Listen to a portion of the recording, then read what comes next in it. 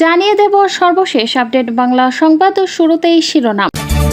হযরত শাহজালাল আন্তর্জাতিক বিমানবন্দরে 969 পিস ইয়াবা সহ এক বিমানযাত্রীকে আটক করেছে airport armed police battalion.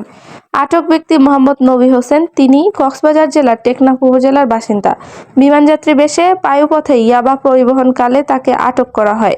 Airport armed police battalion জানায়, গত রোববার নভোএয়ার অভ্যন্তরীণ ফ্লাইট VQ922 যোগে কক্সবাজার থেকে ঢাকায় আসার পর গোপন সংবাদের ভিত্তিতে বিমানবন্দর অভ্যন্তরীণ টার্মিনালের কার পার্কিংয়ের সামনে পাকা রাস্তা থেকে তাকে আটক করা হয়।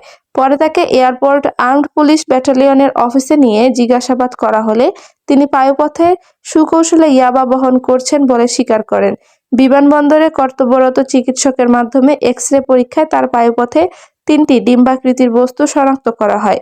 পরবর্তীতে তাকে রাজধানীর কুর্মিটোলা জেনারেল হাসপাতালে নেওয়া হলে চিকিৎসকদের তত্ত্বাবধানে প্রাকৃতিক কার্য সম্পাদনের মাধ্যমে কস্টেপ মোড়ানো অবস্থায় 3টি পোটলা উদ্ধার করা হয়।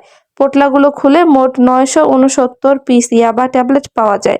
প্রাথমিক জিজ্ঞাসাবাদে জানা গেছে, মোহাম্মদ নবী হোসেন দীর্ঘদিন ধরে মাদক পরিবহন ও বিক্রয়ের সঙ্গে জড়িত।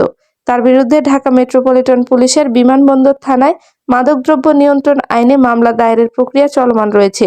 বিষয়ে এয়ারপোর্ট আর্মড পুলিশ ব্যাটালিয়নের operational commander police super Mohammad Mozammel Haque বলেন, বিমানবন্দরকে কেন্দ্র করে মাদক চোরাচালান সহ যে কোনো অবৈধ কার্যক্রম প্রতিরোধে আমরা সর্বদা চেষ্টিত। হযরত শাহজালাল আন্তর্জাতিক বিমানবন্দর ব্যবহার করে সংগঠিত সব ধরনের অপরাধ দমনে নিয়মিত অভিযান পরিচালনা করা হচ্ছে।